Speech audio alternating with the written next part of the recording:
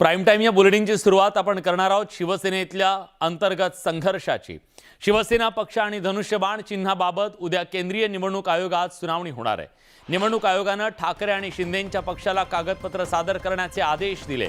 त्यानुसार दोन्ही गटाकडून निवडणूक आयोगाकडे कागदपत्र सादर करण्यात आले। आता दोन्ही पक्षांकडून निवडणूक आयोगात कागदपत्र सादर केल्यानंतर उद्यापासून प्रत्यक्ष सुनावणीला सुरुवात होणार आहे। या युक्तिवादानंतर शिवसेना नेमकी कुणाची, धनुष्यबाण कुणाला मिळणार याचा निर्णय लवकरच होण्याची शक्यता आहे।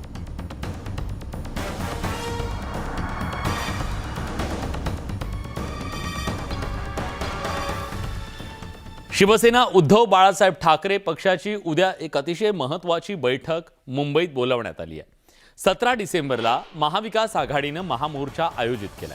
या महामोर्चाच्या नियोजनासाठी ठाकरे गटाने ही बैठक बोलावली आहे। मुंबईत भायखळ्यातल्या राणीच्या बागेत ही बैठक पार पडणार आहे। या बैठकीत महामोर्चाचा मार्ग अंतिम करण्यात येणार असल्याची माहिती समोर येते।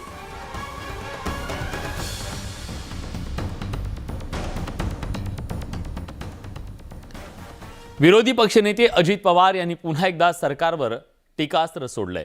सत्ता येत असते आणि सत्ता जात असते, कुणीही सत्तेचा ताम्रपट घेऊन येत नाही, अशी जोरदार टीका अजित पवारांनी केली आहे। हिमाचलमध्ये भाजपची सत्ता गेली, त्यामुळे कुणीही गाफील राहू नये असा सूचक इशारा अजित पवार यांनी दिलाय। मागच्या खेपेला आपली सत्ता इथनं गेली, त्यामुळे कुणी भ्रमात अजिबात राहता कामा नये। मित्रांनो, 1% हिमाचल प्रदेशचं सरकार गेले भाजपचं, 1% फरक आहे, फक्त 1%, 1%च्या आतच आहे। 40 जागा काँग्रेसच्या आल्या, 25 जागा फक्त भाजपच्या आलेल्या आहेत। म्हणजे अर्ध्या टक्क्यावर 1% देखील त्या प्रभागामध्ये, त्या वॉर्डामध्ये निवडून येणाऱ्यांच्यामध्ये बदल घडू शकतो। हे आपल्या अनेक निवडणुकांच्या मध्ये आपण सगळ्यांनी पाहिलेलं। सत्ताधाऱ्यांचा झटका, खडसेंना फटका अशी परिस्थिती जळगावमध्ये निर्माण झाली आहे। जळगाव जिल्हा दूध संघाच्या निवडणुकीमध्ये एकनाथ खडसेंना मोठा धक्का बसलाय। एकनाथ खडसेंच्या पत्नी आणि जळगाव जिल्हा दूध संघाच्या माजी चेअरमन मंदाकिनी खडसे या पराभूत झाल्या। त्यांच्या विरुद्ध शेतकरी विकास पॅनलचे 40गाव मतदारसंघातील भाजपचे आमदार मंगेश चव्हाण विजयी झाले। आमदार मंगेश चव्हाण यांनी 255 मतं घेत विजय मिळवला आणि माजी चेअरमन मंदाकिनी खडसेंचा पराभव केला। तर तिकडे जामनेरमध्ये गिरीश महाजन यांनी दिनेश रघुनाथ पाटील यांचा पराभव केला। तर धरणगावमध्ये मंत्री गुलाबराव पाटलांनी शिवसेना उद्धव बाळासाहेब ठाकरे पक्षाच्या महापौर जयश्री महाजन यांच्या मातोश्री मालती महाजन यांचा पराभव केला। दरम्यान या निवडणुकीमध्ये खोक्यांचा मोठा वापर झालाय, त्यामुळे पराभव झाल्याचा आरोप एकनाथ खडसेंनी केला। तर एकनाथ खडसेंचे 4 लोक निवडून आले ते खोक्यामुळे का, असा सवाल गुलाबराव पाटलांनी केलाय आणि खडसेंना खोक्यावरून प्रत्युत्तर दिलंय। अत्यंत पारदर्शकपणे काम करण्याचा प्रयत्न करूनही या ठिकाणी काही गोष्टींमध्ये आम्ही कमी पडलो आणि त्यामध्ये पहिलं म्हणजे खोक्याचा मोठ्या प्रमाणावर वापर झाला, त्याच्यामध्ये आम्ही कमी पडलो। दुसरं, आमच्याही काही त्रुटी असतील, त्या त्रुटींचाही परिणाम आमच्या पराभवावर दिसतो आहे। 4 लोक कसं काय निवडून आले त्यांचे? ते पण खोकेवाले होते काय का पेटीवाले होते? जे त्यांचं असलं तर ते काळू आणि आमचं असलं ते बाळू, असं कसं चालेल? मला तरी असं वाटतं लोकांनी निवडक मतं बरोबर दिलेली आहे आणि कामाला मतं दिलेली आहे, आव्हानाला मतं दिलेली आहे। उद्या जर आम्ही असेच काम केलं ना, तर ज्या लोकांनी आम्हाला आज खांद्यावर उचललं आहे ना, तेच उद्या तुम्हाला ह्याच निवडणुकीमध्ये आम्हाला पाडताना दिसतील। आता तो जमाना गेला आहे की तुम्ही आज बोलून घेतलं आणि टाईमपास करून निवडणूक जिंकणं सोपं आहे, पण निवडून आल्यानंतर ज्या अपेक्षा आहे ते पूर्ण करणं महाकठीण असतं। या निवडणुकीच्या निकालानंतर गिरीश महाजन यांनी खडसेंना जोरदार टोला लगावलाय। ज्यावेळी एखाद्या व्यक्तीच्या मनामध्ये अहंकार निर्माण होतो, त्या क्षणी त्याच्या अधःपतनाला सुरुवात होते, असा टोला गिरीश महाजनांनी एकनाथ खडसेंना लगावलाय। या निवडणुकीमध्ये मी म्हणणारे जे होते की माझ्यामुळे सगळं आहे, मी आहे म्हणून पक्ष आहे, मी आहे म्हणून सगळा सहकार आहे माझ्या खिशात आहे, त्यांना चांगली चपराक या ठिकाणी बसलेली आहे. मला वाटतं त्यांना इतका दारुण पराभव या ठिकाणी त्यांचा झालेला आहे की त्यांनी कधी विचारही केला नसेल मला असं वाटतं. परंतु मला असं वाटतं अहंकार जो आहे ना हा माणसाला खूप आत्मघातकी असतो. जळगाव दूध संघात एकनाथ खडसेंच्या सत्तेला सुरुंग लागल्यानंतर भाजपमध्ये आनंदाचं भरतं आहे. यावेळी भाजप कार्यकर्त्यांसह मंत्र्यांच्या उत्साहाला उधाण आलं. चक्क मंत्री गिरीश महाजन, गुलाबराव पाटील यांच्यासह उपस्थित आमदारांनी गाण्यावर ठेका धरला.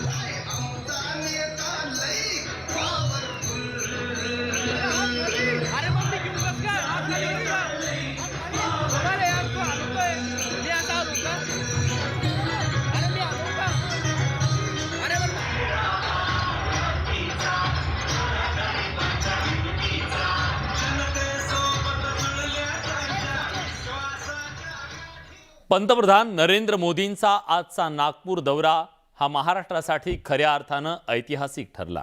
या दौऱ्यादरम्यान पंतप्रधान नरेंद्र मोदींच्या हस्ते तब्बल 75,000 कोटींच्या प्रकल्पांचं लोकार्पण करण्यात आलं. सगळ्यात पहिल्यांदा पंतप्रधान मोदींच्या हस्ते नागपूर ते बिलासपूर वंदे भारत एक्सप्रेसला हिरवा झेंडा दाखवण्यात आला. त्यानंतर मोदींनी मेट्रोच्या 2 मार्गिकांना हिरवा सिग्नल देत मेट्रो प्रवास देखील केला. पंतप्रधानांनी विद्यार्थ्यांशी आणि मेट्रोत आलेल्या सर्वसामान्यांशी संवाद साधला. तसंच खापरी मेट्रो स्टेशनवर मेट्रो फेज 2चं कोनशिला अनावरण देखील पंतप्रधानांनी केलं. यावेळी त्यांच्यासोबत राज्यपाल भगतसिंग कोश्यारी, मुख्यमंत्री एकनाथ शिंदे, उपमुख्यमंत्री देवेंद्र फडणवीस, केंद्रीय मंत्री नितीन गडकरी आणि रावसाहेब दानवे उपस्थित होते. मेट्रो कार्यक्रमानंतर पंतप्रधानांनी नागपूर आणि मुंबईला जोडणाऱ्या समृद्धी महामार्गाच्या पहिल्या टप्प्याचं लोकार्पण केलं. यानंतर मोदींनी एम्स नागपूरचं राष्ट्रार्पण केलं. समृद्धी महामार्गाचं लोकार्पण केल्यानंतर पंतप्रधान नरेंद्र मोदींवर विरोधकांवर मोदींनी जोरदार टीका केली.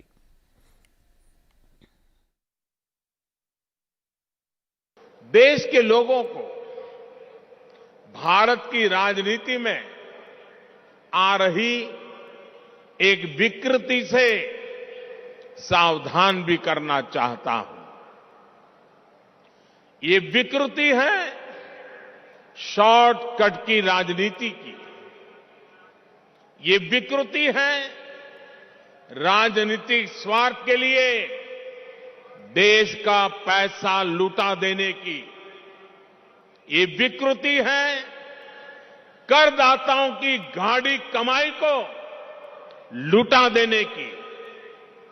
शॉर्टकट अपनाने वाले ये राजनीतिक दल, ये राजनीतिक नेता देश के हर करदाता के सबसे बड़े दुश्मन है.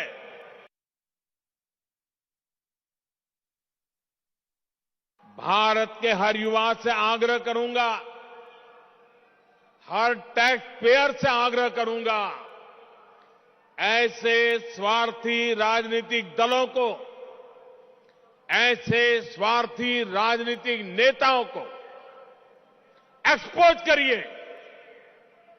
आमदनी अठन्नी, खर्चा रुपया, ये वाली कुनीति लेकर के जो राजनीतिक दल चल रहे हैं वे इस देश को भीतर से खोखला कर देंगे. समृद्धी महामार्गाच्या नागपूर ते शिर्डी या पहिल्या टप्प्याचं आज पंतप्रधानांच्या हस्ते लोकार्पण झालं. पुढील वर्षभरात दुसऱ्या टप्प्याचं लोकार्पण होणार असल्याची माहिती मुख्यमंत्री एकनाथ शिंदेंनी आपल्या भाषणात दिली. देवेंद्र फडणवीसांनी मुख्यमंत्री असताना माझ्यावर विश्वास दाखवला आणि त्यांच्या संकल्पनेतून मी काम केलं.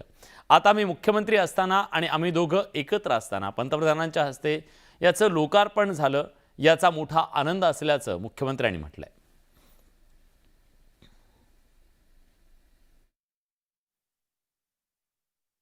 खऱ्या अर्थाने याच्यामध्ये आम्ही सर्व काळजी घेतली आहे. हा इको फ्रेंडली रास्ता है. यहां पर 11 लाख पेड़ लगा रहे हैं. कम से कम कमीत कमी 35 लाख झाडं आपण लावतोय. हा पूर्ण ग्रीन कॉरिडॉर आहे. 250 मेगावॅट किंबहुना त्याहीपेक्षा जास्तीची मेगावॅट सोलर एनर्जी आपण जनरेट करतोय. 1200 पेक्षा जास्ती तलाव शेततळी आपण शेतकऱ्यांसाठी निर्माण केली. शिरडी तक हुआ है. आगे 1 साल के अंदर 8-10 महीने में मुंबई तक ये समृद्धि महामार्ग पहुंचेगा. एक सिर्फ हाईवे नहीं है, एक गेम चेंजर प्रकल्प है. ये हमारे महाराष्ट्र की समृद्धि जो हाईवे है, ये महाराष्ट्र की भाग्य रेखा बदलने वाला ये समृद्ध हाईवे कहलाएगा. और ये एक महाराष्ट्र की नई लाइफलाइन कहलाएगा. ये आज इसके सिर्फ हाईवे नहीं, इसके दोनों तरफ में कई हम नवनगर बनाना चाहते हैं और वहां कई इंडस्ट्री आएगी. वहां पर इंडस्ट्रियल हब होगा, एजुकेशन हब होगा, आईटी हब होगा, प्रोसेसिंग यूनिट आएंगे, लॉजिस्टिक हब होगा और ये पूरी तरह लाखों लोगों को रोजगार देने वाला समृद्धि हाईवे कहलाएगा. पंतप्रधान नरेंद्र मोदींनी ताकद दिली म्हणून समृद्धी महामार्ग होऊ शकला असं म्हणत उपमुख्यमंत्री देवेंद्र फडणवीसांनी पंतप्रधान नरेंद्र मोदींचं कौतुक केलं. अनेक वर्षांचं स्वप्न साकार झाल्याचं सांगत समृद्धी महामार्गाचं काम सुरू केलं तेव्हा माझ्यासोबत एकनाथ शिंदे होते असं उपमुख्यमंत्री देवेंद्र फडणवीसांनी सांगितलं.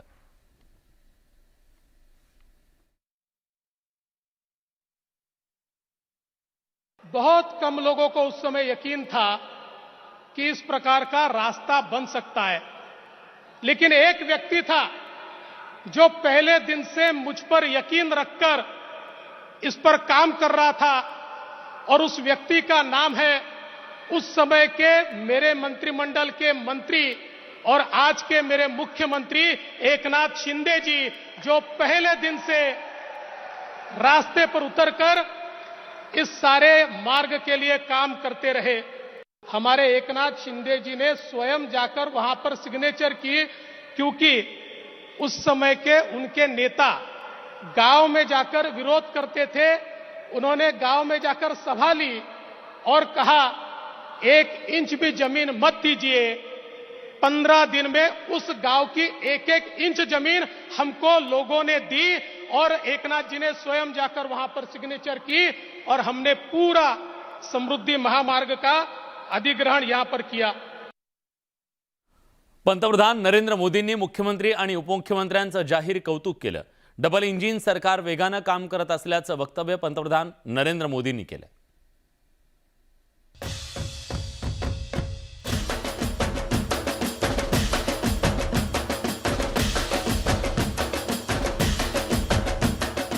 समृद्धी महामार्ग आणि इतर विकास कामांचं उद्घाटन पंतप्रधान नरेंद्र मोदींच्या हस्ते करण्यात आलं. या कार्यक्रमाला नागरिकांनी मोठी गर्दी केली होती. यावेळी पंतप्रधानांच्या स्वागतासाठी ढोल ताशा पथकाला आमंत्रित करण्यात आलं होतं. या खास कार्यक्रमात पंतप्रधान नरेंद्र मोदी यांनाही ढोल वादनाचा मोह टाळता आला नाही. मोदींनीही ढोल वादनाचा आनंद घेतला. त्यानंतर पंतप्रधान नरेंद्र मोदींनी त्यांच्या भाषणात राज्य सरकारकडून सुरू असलेल्या विकास कामांचं भरभरून कौतुक केलं. 2017 में डबल इंजन की सरकार बनने के बाद इस डैम का काम तेज हुआ है. हर समस्या को सुलझाया गया है. विकास कामं वेगानं करण्याची गरज असल्याचं सांगताना नरेंद्र मोदींनी गोसेखुर्द प्रकल्पाचं उदाहरण दिलं. 35 वर्षांपूर्वी गोसेखुर्दसाठी 400 कोटींचा खर्च येणार होता. मात्र त्याला विलंब लागल्यानं तो खर्च 18,000 कोटींवर गेला. 2017 मध्ये डबल इंजिन सरकारमुळे धरणाच्या कामाला वेग आल्याचं पंतप्रधानांनी सांगितलं. मुझे संतोष है कि इस वर्ष ये डैम पूरा भर पाया है.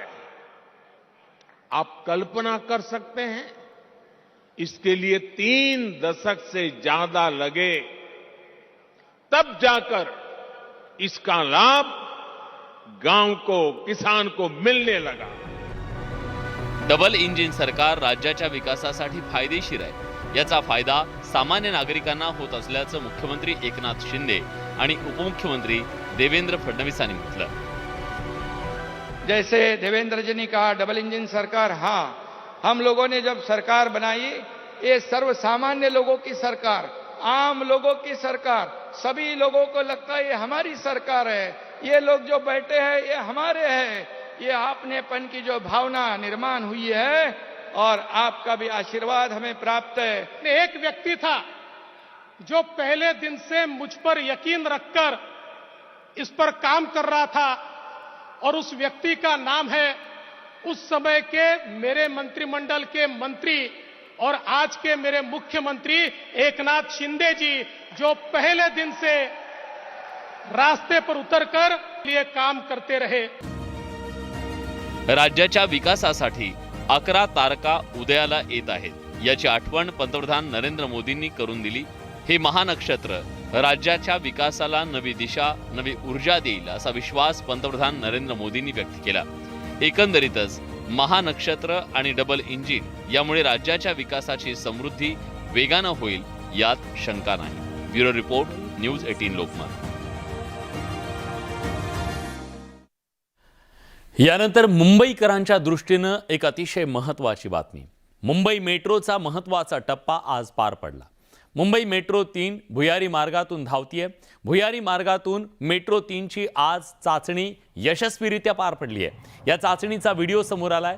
यात पृथ्वीच्या पोटातून मेट्रो सुसाट धावत असल्याचं पाहायला मिळतंय। मुंबई मेट्रो 3 ही कुलाबा, वांद्रे, चिप्स या मार्गावर धावणार आहे। ही मेट्रो पूर्णपणे भुयारी असून त्याची लांबी 33.5 किलोमीटर इतकी आहे। या मार्गावर एकूण 27 स्थानकं असून 5 इंटरचेंज असतील। काही महिन्यांपूर्वी सारीपुत नगर इथल्या ट्रॅकवर या मेट्रोच्या चाचणीला मुख्यमंत्री, उपमुख्यमंत्र्यांनी हिरवा झेंडा दाखवला होता। वर्षभरात ही मेट्रो मुंबईकरांच्या सेवेत दाखल होण्याचा अंदाज आहे।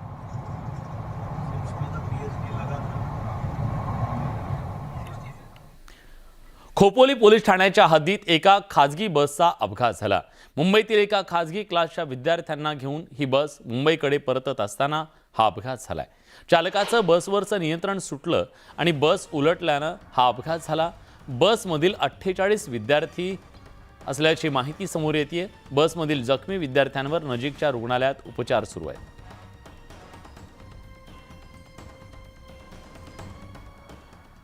यानंतर एक अतिशय धक्कादायक बातमी आहे। अग्निवीर भरती प्रक्रियेमध्ये धक्कादायक प्रकार समोर आलाय। उमेदवार अग्निवीर स्टेरॉइडच्या विळख्यात असल्याचं समोर आलंय। भरती प्रक्रियेत तात्पुरती ऊर्जा वाढवण्यासाठी स्टेरॉइडचा वापर होत असल्याचा धक्कादायक प्रकार समोर आलाय। पाहूया।